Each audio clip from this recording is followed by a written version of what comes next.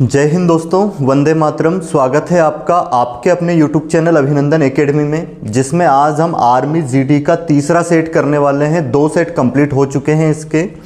तो देखते हैं हम तीसरे सेट का पहला क्वेश्चन क्या है हमारे पास। सिंधु घाटी सभ्यता का मुख्य व्यवसाय क्या था? जो सिंधु घाटी सभ्यता है इसको हड़प्पा सभ्यता के नाम से भी जाना जाता है। सिंधु सभ्यता इसलिए कहते हैं क्योंकि ये सिंधु नदी और सरस्वती नदी, सिंधु सरस्वती सभ्यता भी कहते हैं इसको। सिंधु नदी के नज़दीक की सभ्यता है, इसलिए इसे सिंधु सभ्यता कहते हैं। एक और नाम से किस नाम से जाना जाता है? हड़प्पा सभ्यता। तो ध्यान रखना, इसका जो मुख्य व्यवसाय था वो क्या था? कृषि। कृषि इसका मुख्य व्यवसाय था। अब देखते हैं नेक्स्ट क्वेश्चन। नेक्स्ट क्वेश्चन क्या है हमारे पास।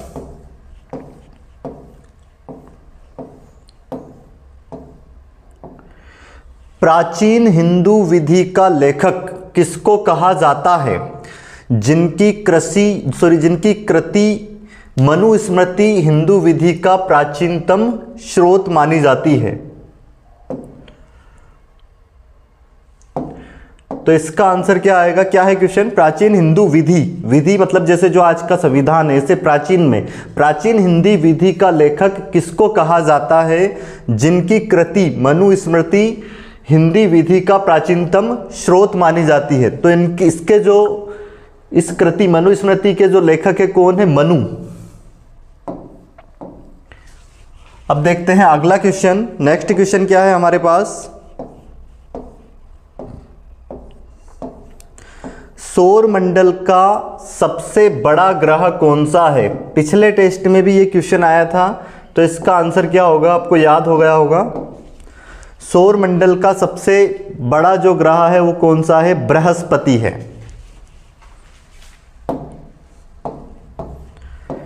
क्वेश्चन नंबर 4 देखें आप।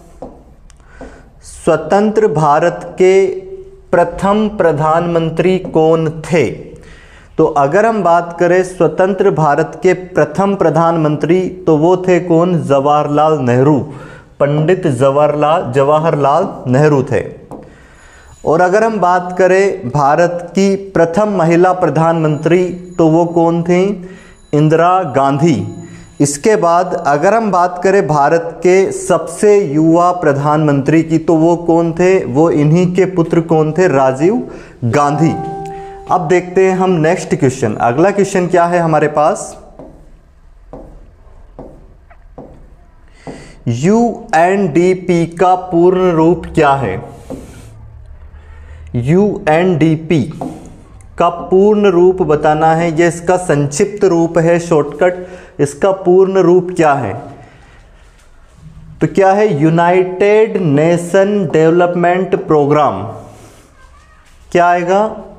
यूनाइटेड नेशन डेवलपमेंट प्रोग्राम है इसका पूर्ण रूप। याद रखना है, यूनाइटेड नेशन डेवलपमेंट प्रोग्राम। अगला क्वेश्चन है हमारे पास। रणजी ट्रॉफी किस खेल से संबंधित है? तो ये जो रणजी ट्रॉफी है, इसको भारत की घरेलू ट्रॉफी भी कहा जाता है, जिसको बीसीसीआई कंडक्ट कराता है, भारतीय क्रिकेट क्लब। तो यह ट्रॉफी जो है क्रिकेट के खेल से क्रिकेट से संबंधित है। और अभी तक इसके सबसे ज़्यादा जो ट्रॉफी है मुंबई टीम के पास है। तो क्या है? रणजी ट्रॉफी किस खेल से संबंधित है? क्रिकेट से। अगला क्वेश्चन है हमारे पास। सबसे पहले भारत रत्न किसे प्राप्त हुआ था? किसे प्रदान किया गया था? तो यहां पे हमारे पास ये जो 3 ऑप्शन दिए हैं, सर्वपल्लवी राधाकृष्णन जो कि हमारे पहले उपराष्ट्रपति भी थे, उसके बाद चक्रवर्ती राजगोपालचारी, डॉक्टर चंद्रशेखर वेंकट रमन, सीवी वेंकट रमन, इन तीनों को एक साथ ही भारत रत्न मिला था 1954 में। तो इसका आंसर क्या आएगा? ये सभी करेक्ट आंसर है इसका। अगला क्वेश्चन देखते हैं। प्रत्यक्ष कर क्या है? तो प्रत्यक्ष कर क्या होगा इसमें? कर का मतलब जैसा कि क्या होता है? टैक्स होता है। और कर 2 प्रकार का होता है। कर को दो भाग में बांटते हैं, एक प्रत्यक्ष कर और एक अप्रत्यक्ष कर। प्रत्यक्ष कर और अप्रत्यक्ष कर। अप्रत्यक्ष कर तो क्या होता है, ये क्या दिए हैं ऑप्शन इसके, यहां दूसरे व्यक्ति पर टाला जा सकता है, यहां एक स्वैच्छिक कर है, यहां जिस पर लगाया जाता है उसी से वसूल नहीं किया जाता, यहां जिस पर लगाया जाता है उसी से वसूल किया जाता है। तो इसका ये ऑप्शन बिल्कुल सही होगा। क्यों होगा ऑप्शन डी करेक्ट? क्योंकि जो प्रत्यक्ष कर होता है इससे गवर्नमेंट जो सरकार होती है ये आपसे डायरेक्ट वसूल करती है। जैसे कि हम बात करें प्रत्यक्ष कर में आ जाएगा इनकम टैक्स। आपकी जो इनकम है उस पर जो टैक्स लगेगा वो डायरेक्ट कौन लेगी आपसे? सरकार लेगी। तो ये एक इनकम टैक्स जो है प्रत्यक्ष कर का प्रकार है। तो इससे क्या होती है, सरकार इसे डायरेक्ट उसी मतलब जिस पर लगाया जाता है उसी से वसूल किया जाता है। और एक हो जाता है क्या, अप्रत्यक्ष कर, जो कि आपको डायरेक्ट नहीं देना पड़ता है। जैसे कि अगर आप मार्केट से कोई सामान लेके आते हैं, आप लेके आए कुछ भी, जैसे बिस्किट लेके आ गए या फिर जो भी सामान खरीदोगे आप, फ्रिज की दुकान पे जाके आपने एक फ्रिज खरीद लिया, तो फ्रिज पे क्या होगा, टैक्स लगेगा, जो कि आपसे नहीं लिया डायरेक्ट सरकार ने, वो पहले ही उस पे आप उसकी जो कीमत है उस पे इंक्लूड है। तो ये इनडायरेक्ट टैक्स हो जाएगा, ये अप्रत्यक्ष कर हो जाएगा। ये डायरेक्ट टैक्स एंड ये इनडायरेक्ट टैक्स हो जाएगा। तो आपको समझ में आ गया होगा ये। तो क्या हो जाएगा, ऑप्शन डी इसका बिल्कुल करेक्ट आंसर होगा। अगला क्वेश्चन है हमारे पास, मिसाइल का जनक किसे कहा जाता है? मिसाइल का जनक किसे कहा जाता है? तो मिसाइल के जो जनक है डॉक्टर एपीजे अब्दुल कलाम को माना जाता है। डॉक्टर एपीजे अब्दुल कलाम ही है जिन्होंने भारत को रक्षा के क्षेत्र में इतना डेवलप बनाया है। तो क्या हो जाएगा इसका correct answer, doctor APJ Abdul कलाम।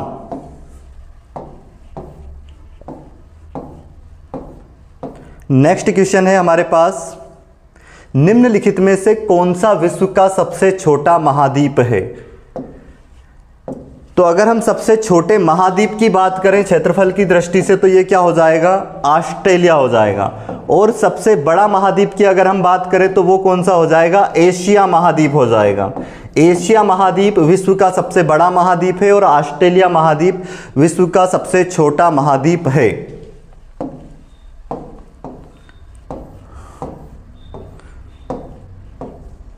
वर्तमान में लोकसभा अध्यक्ष कौन है? वर्तमान में हमें वर्तमान के लोकसभा अध्यक्ष बताने हैं। तो वर्तमान के जो लोकसभा अध्यक्ष है ये ओम बिरला है, जो कि 2022 से है। और पहले अगर हम लोकसभा अध्यक्ष की बात करें तो जवाहरलाल नेहरू ने उनकी जो मंत्रिपरिषद थी उसमें मालवंकर जी को पहले लोकसभा अध्यक्ष बनाए थे। तो अभी जो वर्तमान में लोकसभा अध्यक्ष कौन है, ओम बिरला। नेक्स्ट क्वेश्चन है हमारे पास, भारतीय संविधान कैसा है? भारतीय संविधान का हमें नेचर बताना है, उसकी प्रकृति बतानी है कैसी है।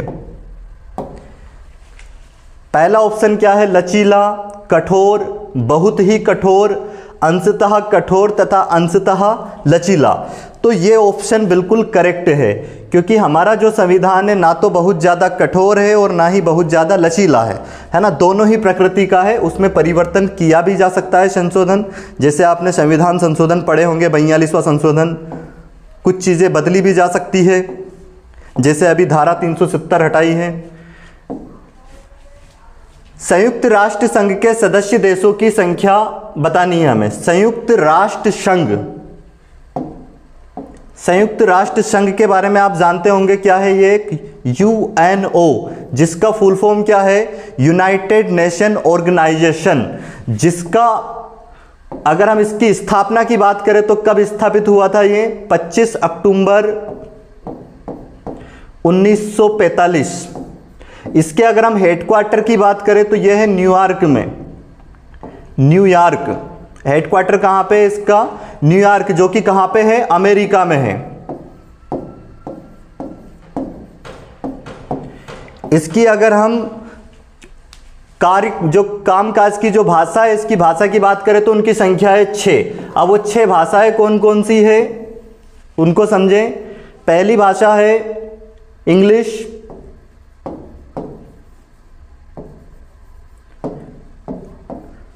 रशिया,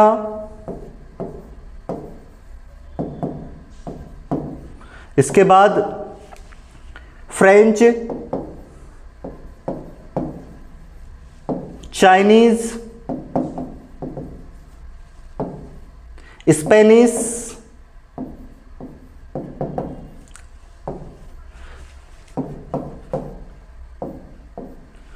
कितनी हो गई है? 5। एक बची कौन सी? अरबी। तो ये हो गई इसकी 6 लैंग्वेज जो कामकाज की भाषा है। और इसके अगर हम सदस्य की संख्या की बात करें तो इसके जो सदस्य है, ये टोटल कितने सदस्य है? 193 इसमें सदस्य है। और इसके 5 जो सदस्य स्थायी सदस्य है उनके नाम आपको कमेंट्स में लिखने हैं। 5 जो स्थायी सदस्य है उनके नाम लिखने हैं। और उसके बाद उसमें आपको 5 सदस्यों के पास एक पावर होती है, उस पावर को किस नाम से जाना जाता है वो भी आपको सर्च करके लिखना है कमेंट्स में। नेक्स्ट क्वेश्चन देखते हैं अब हम। अगला क्वेश्चन जो है हमारे पास,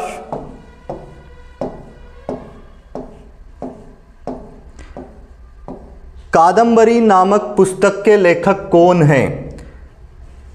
कादंबरी नामक पुस्तक के लेखक कौन हैं?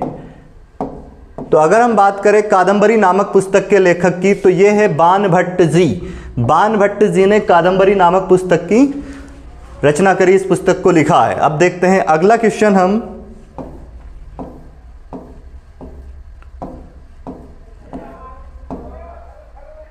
पौनार आश्रम की स्थापना किसने की थी?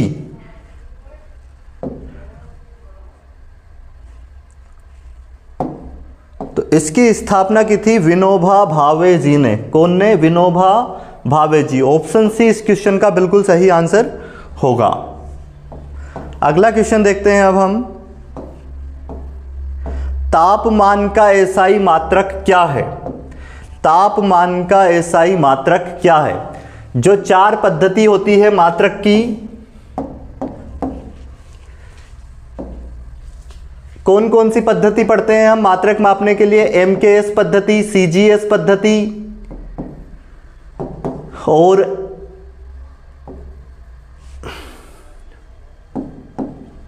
एफपीएस पद्धति, और इसके बाद हम एसआई पद्धति पढ़ते हैं। तो ये 4 पद्धति है। एमकेएस का मतलब है मीटर किलोग्राम सेकंड, सीजीएस का मतलब centimetre gram second, foot pound second, और ये अंतर्राष्ट्रीय सिस्टम ऑफ इंटरनेशनल।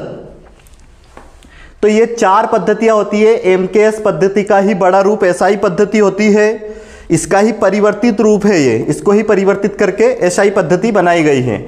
और सीजीएस पद्धति जो है फ्रांसीसी पद्धति है, एफपीएस ब्रिटिश पद्धति है।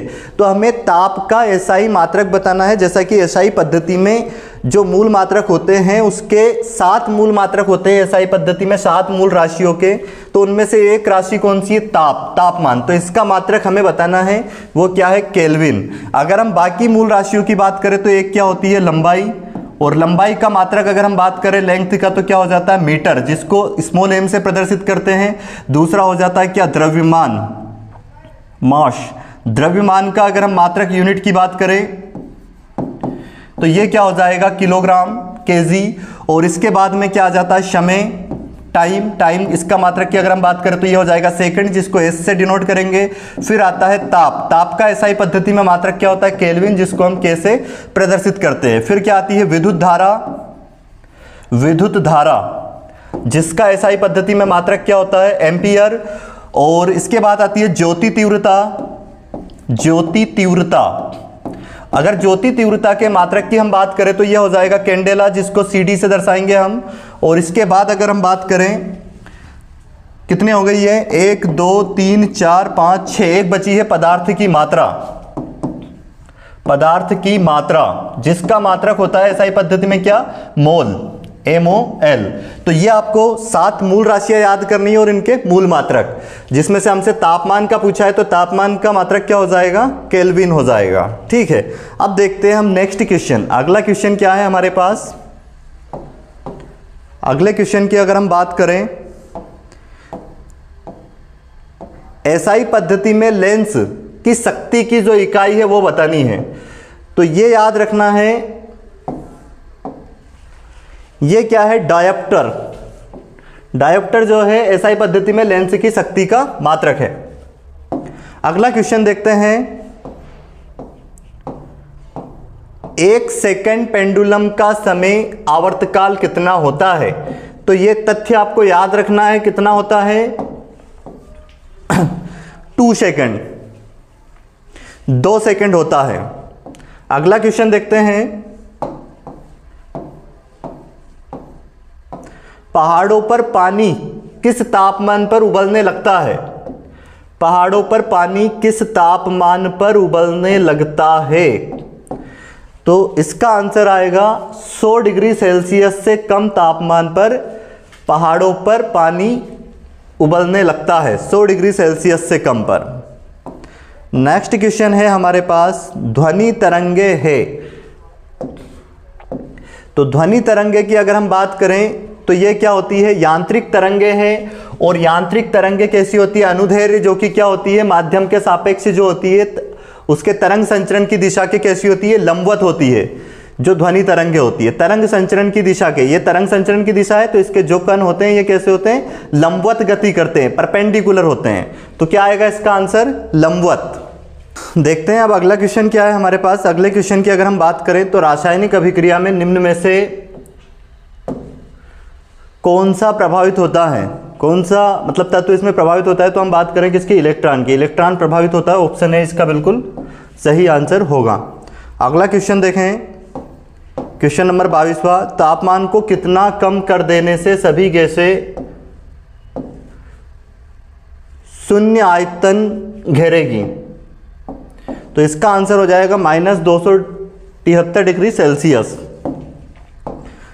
नेक्स्ट क्वेश्चन देखें आप, क्या दिया गया है,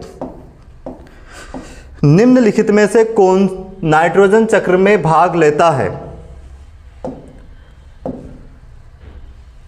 निम्न में कौन नाइट्रोजन चक्र में भाग लेता है? तो CO2 है ये, CO2, और ये क्या है, HNO3, और ये क्या है किया, NH3। तो नाइट्रोजन चक्र में ये दोनों भाग लेते हैं। ऑप्शन डी इसका करेक्ट होगा। क्या हो जाएगा, बी तथा सी। अगला क्वेश्चन देखते हैं,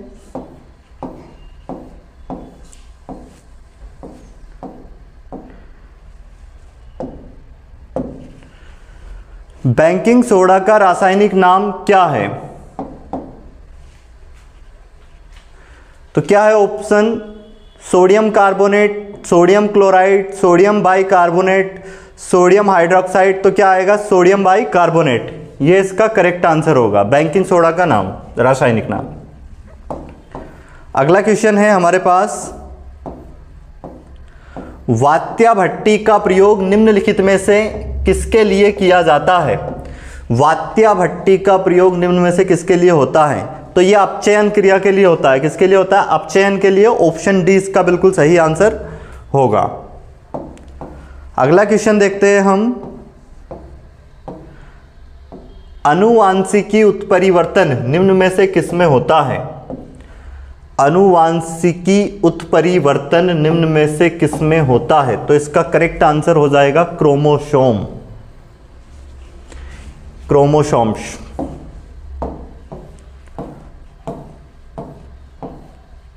मानव शरीर में लाल रक्त कणिकाएं RBC, रेड ब्लड सेल्स का निर्माण कहां होता है? तो यह होता है अस्थि मज्जा में। इनका निर्माण जो होता है कहां पे होता है, अस्थि मज्जा में। ऑप्शन बी ही इसका सही आंसर है।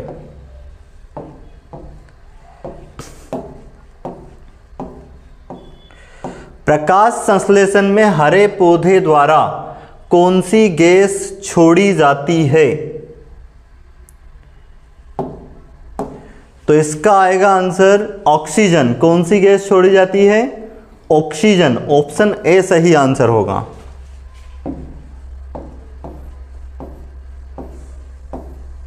अगला क्वेश्चन है,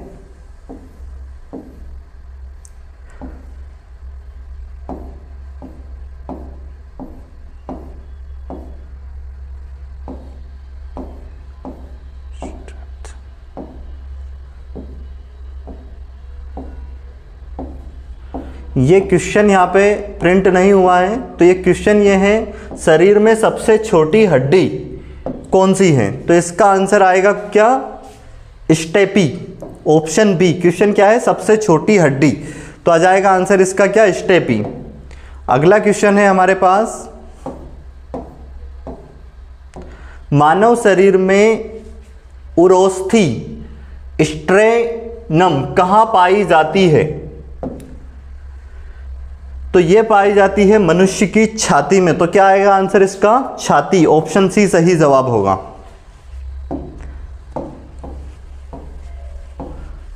अगला क्वेश्चन है, निम्नलिखित विकल्प में से संबंधित शब्द को चुनिए। शब्द को चुनना है, तो रीजनिंग का क्वेश्चन है ये। एनालॉजी, सादृश्यता टॉपिक जिसको हम बोलते हैं।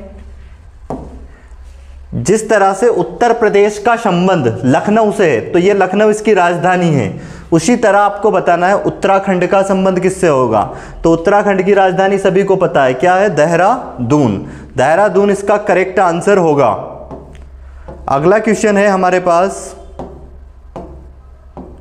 ये जो एक सीरीज दी है ये भी रीजनिंग से क्वेश्चन है, तो इसका जो नेक्स्ट टर्म आना है क्वेश्चन मार्क की जगह पे, वो हमें बताना है क्या आएगा। तो इसमें अगर हम देखें तो एक ये जो 5 है ये एक एक छोड़ के चल रहा है, तो अब अगला क्वेश्चन मार्क के बाद तो 5 आएगा, पर क्वेश्चन मार्क की जगह पे क्या आएगा उसके लिए देखेंगे सेकंड सीरीज। क्या दिया? 7 में 2 प्लस किया है, फिर 9 में 2 प्लस किया है, तो अब 11 आया, 11 में 2 प्लस कर देंगे तो क्या आ जाएगा? 13। तो इसका करेक्ट आंसर हो जाएगा 13, जो कि ऑप्शन सी हमें दिया गया है। अब देखते हैं हम अगला क्वेश्चन। नेक्स्ट क्वेश्चन क्या है? ये क्वेश्चन भी हमें रीजनिंग के ही टॉपिक जो है कोडिंग डिकोडिंग सांकेतिक भाषा से दिया गया है, तो देखते हैं इसका आंसर क्या आएगा।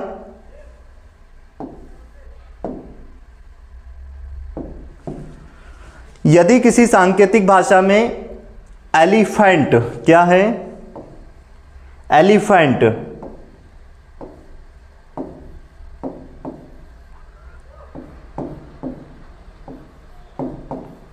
को क्या लिखा गया है?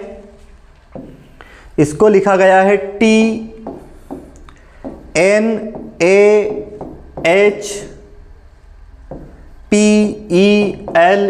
तो आप देख सकते हो इसको यहां पे विपरीत इधर से पीछे से लिख दिया गया है, बस H ये यहां पे आएगा, P आ जाएगा, ऐसे ही इसी तरह से लिखा है। तो अब हमें किसको लिखना है? मंकी को। तो कैसे लिखेंगे? पहले क्या आ जाएगा? Y, फिर क्या आएगा? E, इसके बाद क्या आएगा? K। तो देख सकते हो कौन सा ऑप्शन है? YEK, ये वाला ऑप्शन, ऑप्शन डी इसका बी क्या हो जाएगा? करेक्ट आंसर होगा। ठीक है, अब देखते हैं अगला क्वेश्चन। हम नेक्स्ट क्वेश्चन क्या है हमारे पास?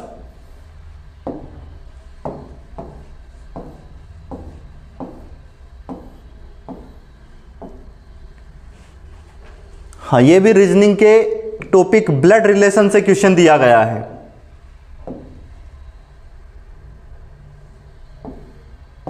पहले इस क्वेश्चन को आप करें खुद से, क्या इसका आंसर आएगा, उसके बाद ही इसका सॉल्यूशन आप देखें। क्या दिया गया है? एक परिवार में एक व्यक्ति, उसकी पत्नी, उसके 4 बेटे, उनकी पत्नियां, उसके बच्चे, मतलब आयु संबंधित वाले प्रश्न से है ये, एज रिलेशन से, जिसको रीजनिंग में भी ले सकते हैं, अरिथमेटिक रीजनिंग में भी, और मैथ्स में भी ले सकते हैं, मैथ्स में भी टॉपिक आता है। तो हमें क्या बताना है? परिवार में कुल पुरुषों की संख्या कितनी है? तो सबसे पहले देखें हम क्या है, परिवार में एक व्यक्ति है। ठीक है, एक व्यक्ति हो गया, ये व्यक्ति हो गया, और उसकी पत्नी। अब इसके कितने? 4 बच्चे हो गए, 4 पुत्र है। ये 4 पुत्र बना दिए हमने, 4 बेटे तथा उनकी पत्नियां। अब इनकी पत्नियां हो गई एक एक, एक इसकी पत्नी, इसको प्लस से दर्शा देते हैं हम इनको, और ये पत्नियां हो गई माइनस में, और इसके बाद तथा 4 लड़कियां हैं, प्रत्येक को 4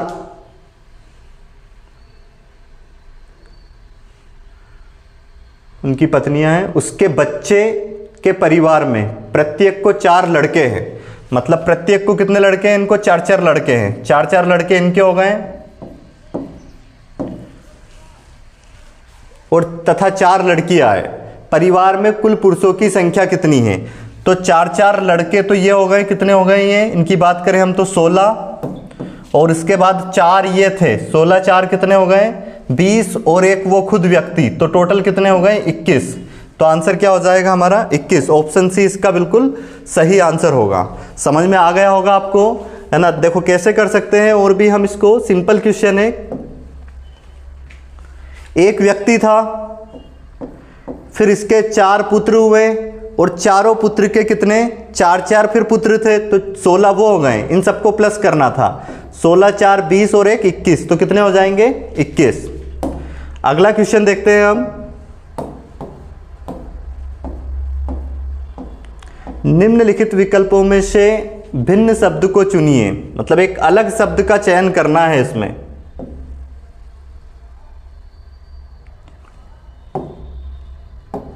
तो अगर हम बात करें यहाँ पे, तो ये उत्तर प्रदेश एक राज्य है, मध्य प्रदेश भी एक राज्य है, आंध्र प्रदेश भी एक भारत का राज्य है, परंतु दक्षिण प्रदेश ऐसा कोई राज्य नहीं है भारत का, तो ये अलग हो जाएगा। ऑप्शन बी इसका सही आंसर होगा। अगला क्वेश्चन देखते हैं अब। 20 से छोटी अभाज्य संख्याएं कितनी हैं? तो 20 से छोटी हमें अभाज्य संख्याओं की संख्या बतानी है, कितनी है। अभाज्य संख्या की अगर हम बात करें तो वे संख्याएं जो प्राइम नंबर होती है, जिसके केवल 2 फैक्टर होते हैं और वो स्वयं से कटती है, किसी अन्य संख्या से नहीं कटती। तो एक तो ना भाज्य है ना अभाज्य, क्योंकि उसका केवल 1 फैक्टर है, मिनिमम 2 फैक्टर होने चाहिए बस। तो क्या हो जाएगा इसका, एक तो 2, फिर 3, 5, 7 के बाद 11, 11 के बाद 13, 13 के बाद क्या आएगा 17, 17 के बाद आ जाएगा 19। तो ये टोटल 20 से छोटी अभाज्य संख्या है, कितनी है 1 2 3 4 5 6 7 8। तो क्या हो जाएगा इसका करेक्ट आंसर 8। वैसे आपको याद रखना है 50 से मतलब 1 से 50 तक अगर अभाज्य संख्या की बात करें तो 15 है, और 50 से 100 तक की अगर बात करें हम, ये 1 से 50 और 50 से 100 तक के बीच में अगर हम बात करें तो कितनी है 10। तो टोटल 1 से लेकर 100 तक के बीच में अभाज्य संख्याओं की संख्या कितनी हो जाएगी 10 और 15 25, ये याद रखना है। अब देखते हैं अगला क्वेश्चन।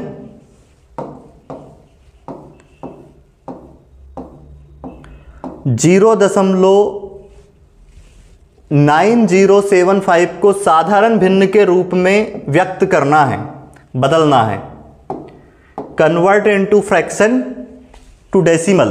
तो 0.09075 को अगर फ्रैक्शन में बदले तो पॉइंट हटा के बटे में कितनी जीरो लगाएंगे 4 0, क्योंकि 4 संख्या के इधर पॉइंट था। अब इसको हम काटेंगे तो ये कटेगा 5 से, 5 एकम 5, 4 बचे यहां पे, कितना हो जाएगा फिर 5 40, और फिर कट जाएगा ये कितने बार में यहाँ पे 5 एकम 5, और 2 बच गए 5 हम 25।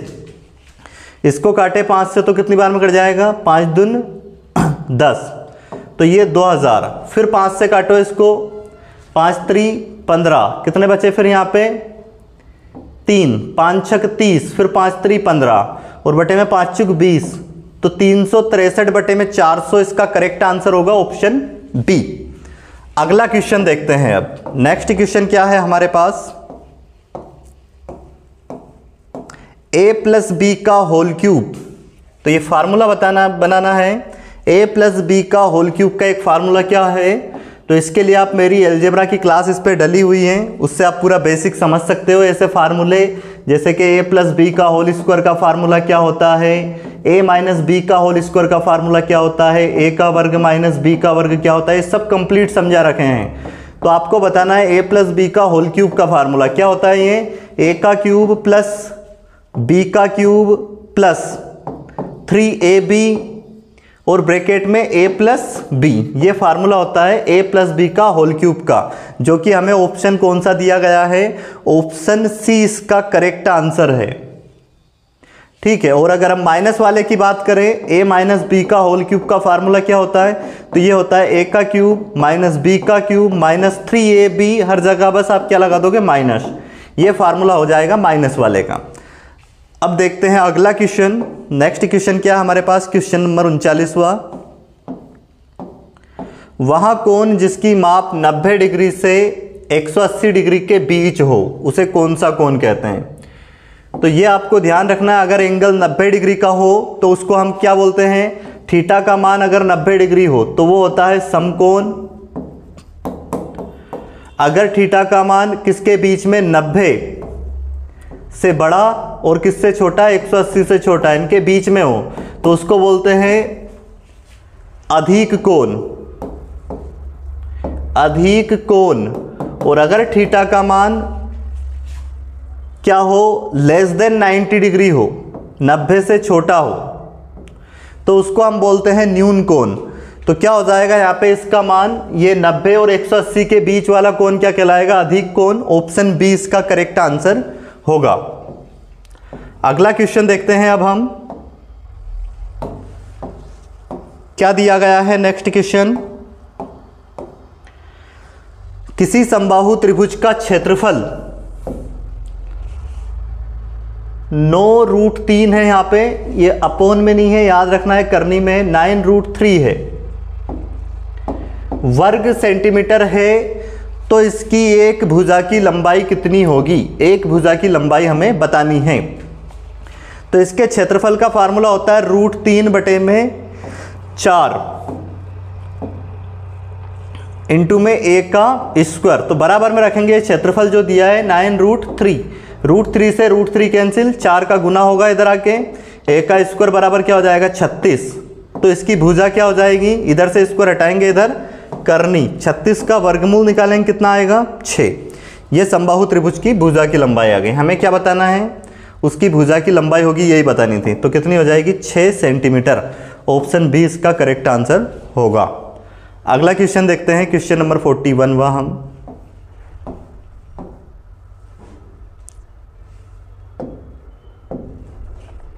क्या दिया गया है,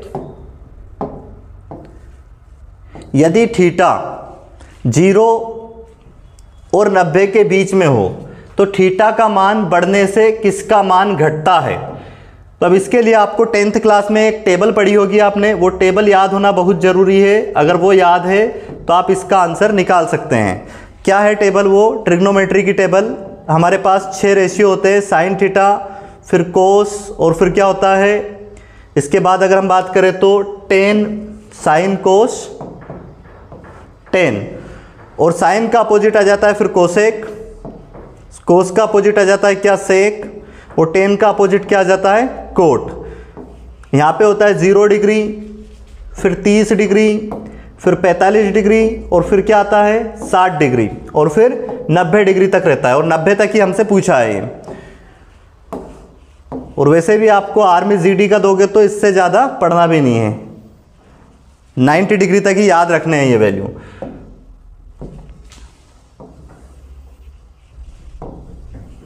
और जिनको नहीं याद है ये चैप्टर, तो इस चैप्टर के मेरे वीडियो डले हुए हैं ट्रिग्नोमेट्री के, इस पे ये कैसे बनते हैं कंप्लीट समझा रखे हैं पूरे, तो उससे आप कवर कर सकते हो आपकी ट्रिग्नोमेट्री, क्योंकि फिक्स है, एक सवाल आना है आपको इससे।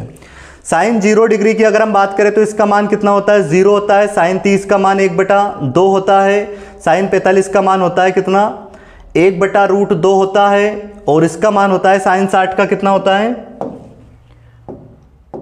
√3/2 होता है। और 90 का मान होता है 1।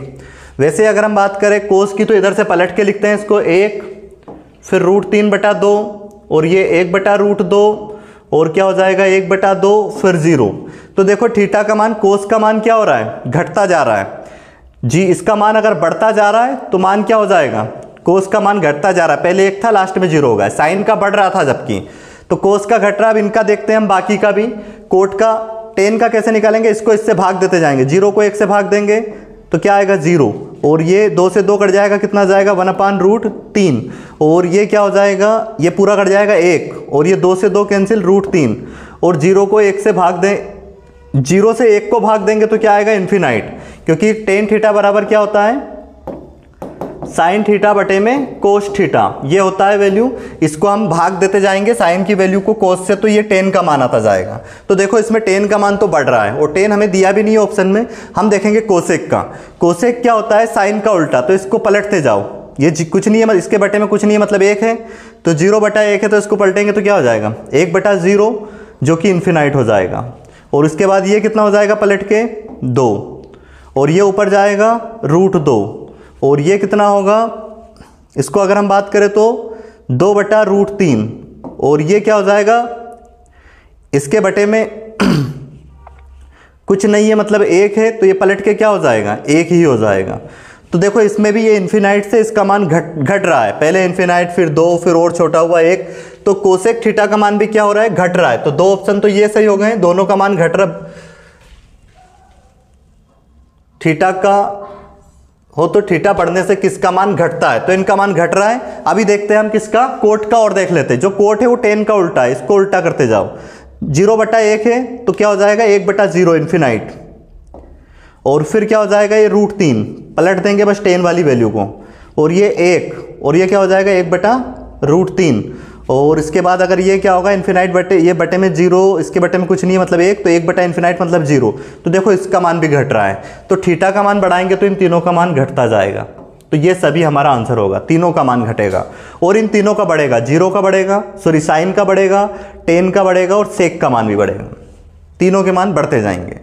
तो उम्मीद है आपको ये समझ में आ गया होगा। अब ये सेक का आप कैसे निकालोगे, कोस वाली वैल्यू को पलट के लिख सकते हो आप, 1/1 है तो 1 ही आ जाएगा, ये 2/√3 हो जाएगा, और ये हो जाएगा हमारे पास कितना √2, और फिर ये क्या कितना हो जाएगा 2, और ये हो जाएगा फिर इन्फिनाइट। ठीक है,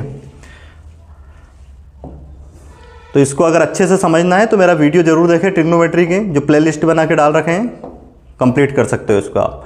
अब ये सवाल है अगला हमारे पास सरलीकरण का, और सरलीकरण के लिए तो कंप्लीट वीडियो बना रखे हैं, 13 वीडियो मिलेंगे आपके। अगर वो वीडियो देख लेते हैं आप, इसके अच्छे से समझ लेते हैं, तो आप सारे क्वेश्चन कर पाओगे, जितने भी बेसिक क्वेश्चन इसमें आ रहा है।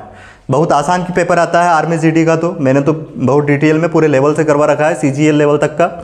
अब इसको कैसे करेंगे, हमें क्या दिया है, देखो एक सीरीज चल रही है, इसको सोल्व करें, 2 एकम 2 में से 1 गया, कितना जाएगा, इसका गुना यहाँ करेंगे, इसमें से 1 घटाएंगे, तो 1/2, इसका गुना यहाँ करिए, 2 एकम 2, 2 में से 1 गया, कितना बचेगा 1/2, 3 एकम 3 में से 1 जाए, कितना बचेगा 2/3, यहाँ कितना बचेगा 3/4, यहाँ कितना बचेगा 5 एकम 5 में से 1 जाएगा 4/5, डैश डैश डैश, और अंत में क्या है, ये 10 एकम 10 में से 1 जाएगा, कितना बचेगा 9/10। तो अब ध्यान दो, यहाँ पे ये वैल्यू आपस में कटती जाएगी, इधर वाली 4 से 4 कैंसिल, ये 9 भी यहाँ पे जो वैल्यू आएगी उससे कट जाएगी, और ये 5 भी ऐसे कटता जाएगा, तो बचेगा क्या, शुरुआत का 1 और लास्ट में 10, तो 1/10 इसका करेक्ट आंसर होगा, जो कि ऑप्शन बी दिया गया है। अब देखते हैं हम अगला क्वेश्चन। नेक्स्ट क्वेश्चन क्या है हमारे पास, क्वेश्चन नंबर 43वां, 6, 10 तथा 15 का लघुत्तम समापवर्तक ज्ञात करें। लघुत्तम समापवर्तक क्या होता है, वहां छोटी से छोटी संख्या जो दी गई संख्याओं से पूर्णतः कट जाए। तो कौन सी संख्या का, 6, 10 और 15, तो इनसे कौन सी संख्या है जो छोटी से छोटी इनसे कट रही है। अगर हम बात करें 60 की, देखो 30 भी कट रही है, 30 है, 30 6 से भी कटेगी, 10 से भी कटेगी, और 15 से भी कटेगी, तो एलसीएम क्या हो जाएगा इनका 30। या फिर एलसीएम निकालने का तरीका आपने बचपन में पढ़ी है, इनको काटेंगे हम, पहले 2 से काटेंगे, 2 तिया 6, 2 5 10, ये नहीं कटेगा, एज इट इज लिखेंगे। फिर 3 से काटेंगे, 3 एकम 3, ये नहीं कटेगा, एज इट इज लिखेंगे, 3 5 15। फिर 5 से काटेंगे, तो ये 1 1 जाए, 5 3, यहाँ पे 5 ही है, 5 एकम 5 और ये 5 एकम 5, तो ये 1 1 जाए, तब तक हम करते हैं, इनका गुना कर लेंगे, 3 दूनी 6, 6 5 30 एलसीएम हो जाएगा। ठीक है, अब देखते हैं अगला क्वेश्चन। अगला क्वेश्चन क्या है हमारे पास, 0.12% को क्या बदलना है, हमें फ्रैक्शन में चेंज करना है। How to convert into fraction to decimal. इसको डेसिमल और परसेंट दोनों है, इसको फ्रैक्शन में चेंज करना है हमें। तो 0.12% बराबर क्या होगा। तो पहले तो हम प्रतिशत की वजह से 100 लगाएंगे बटे में, और 2 संख्या के इधर पॉइंट था तो 2 जीरो और लगाएंगे, इसको सोल्व कर लेंगे। 4 से कट जाएगा, 4 3 12 और ये 4 दूना 8, फिर यहाँ 2 बचे, 4 5 20, तो कितना हो जाएगा अब ये 2500। तो 3 बटा 2500, 2 जीरो बची है क्योंकि 2 कट गई हैं, 3 बटा 2500 इसका करेक्ट आंसर होगा, जो कि हमें दिया ऑप्शन नंबर 3। अब देखते हैं अगला क्वेश्चन। नेक्स्ट क्वेश्चन क्या दिया गया है, क्वेश्चन नंबर 45वां। किसी वस्तु का क्रय मूल्य 250 है, किसी वस्तु का क्रय मूल्य कितना दिया हमें 250 और विक्रय मूल्य 300 रुपए है, तो हमें प्रतिशत लाभ बताना है, कितना प्रतिशत का लाभ होगा। तो देखते हैं इसका सीपी कितना दिया है हमें 250 और एसपी कितना दिया है 300, और यहां पे आपको प्रॉफिट कितना हो जाएगा। प्रॉफिट की अगर बात करें 250 में खरीदा 300 में बेचा तो प्रॉफिट हो जाएगा 50 रुपए का। हमें बताना है प्रॉफिट परसेंट, तो प्रॉफिट ऊपर रखेंगे, बटे में सीपी रखेंगे, इनटू में गुना कर देंगे 100 से, तो कितना रख देंगे 50 बटे में कितना, ये सीपी कितना था इसका 250 और इनटू में 100, ये 250 है। ये 2 जीरो से अपनी क्या हो जाएगी यहाँ पे सॉरी 1 जीरो से 1 जीरो कैंसिल हो जाएगी, और 25 से कट जाएगा, 25 दून 50, तो कितना हो जाएगा ये 20%, 20% इसका करेक्ट आंसर होगा, ऑप्शन सी। अगला क्वेश्चन देखते हैं हम।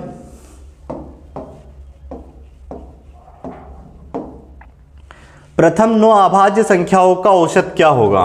प्रथम 9 अभाज्य संख्याएं जो है उनका औसत हमें बताना है, एवरेज बताना है। तो देखते हैं, पहले तो हम प्रथम 9 संख्या अभाज्य संख्या 8 तो अभी लिखा ली थी हमने, कहाँ से होगी 2, 2 के बाद फिर 3, 3 के बाद 5, 5 के बाद क्या आएगा 7, 7 के बाद आएगा 11, 11 के बाद कितना जाएगा 13, 13 के बाद 17, 17 के बाद 19, 19 के बाद कितनी हो जाएगी 23।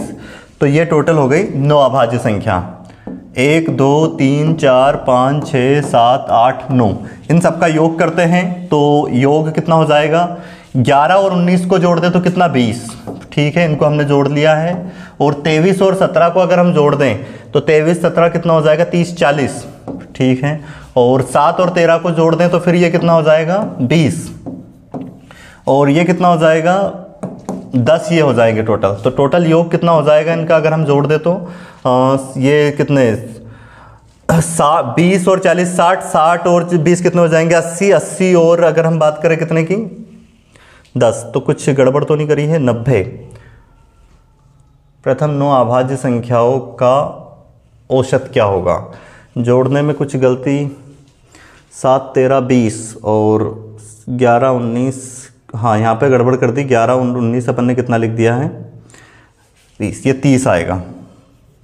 तो ये टोटल कितना हो जाएगा योग इन सभी का 100, सबको जोड़ेंगे तो 100 आएगा, सबको प्लस करना है और बटे में भाग देना है कितनी संख्या 9 से, तो कितना हो जाएगा 9 एकम 9, फिर यहाँ 1 बच गए 10 हो गए, 9 एकम 9, तो 11 सही 1 बटा 9 इसका करेक्ट आंसर होगा, जो कि ऑप्शन डी हमें दिया गया है।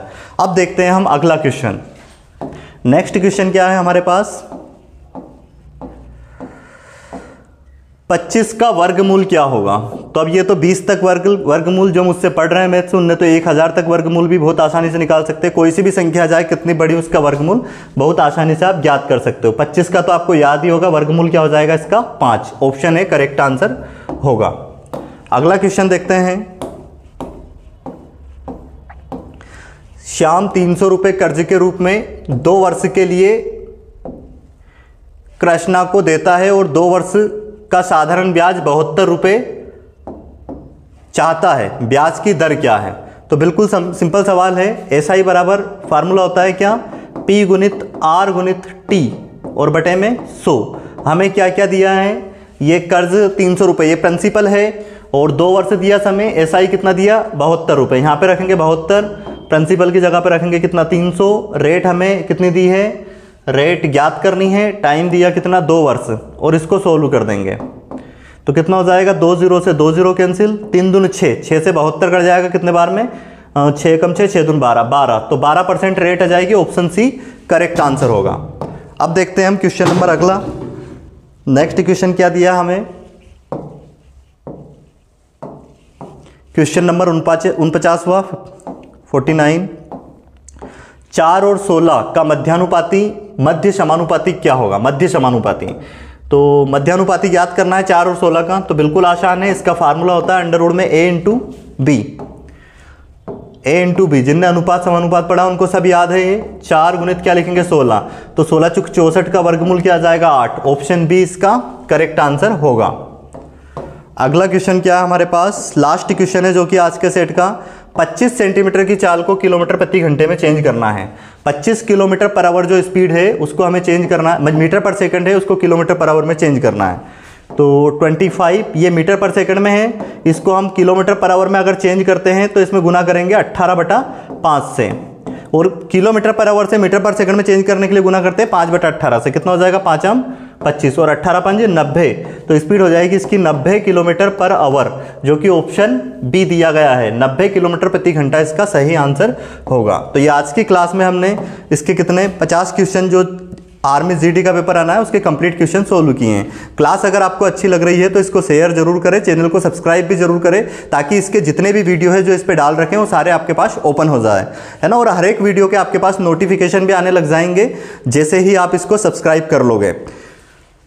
और ध्यान रखना, जो भी मुझसे पढ़ रहे हैं यहाँ पे अभिनंदन एकेडमी में जो भी पढ़ रहे हैं, पिछली बार भी 100% आर्मी का रिजल्ट था। जितने भी विद्यार्थियों ने फॉर्म डाला था ऑफलाइन में, जहाँ पे जो रहते हैं, जो ऑफलाइन पढ़ते हैं मुझसे, सभी के सिलेक्शन हुए थे। तो आप बिल्कुल निश्चिंत होकर इस चैनल से तैयारी अपनी कर सकते हैं। धन्यवाद।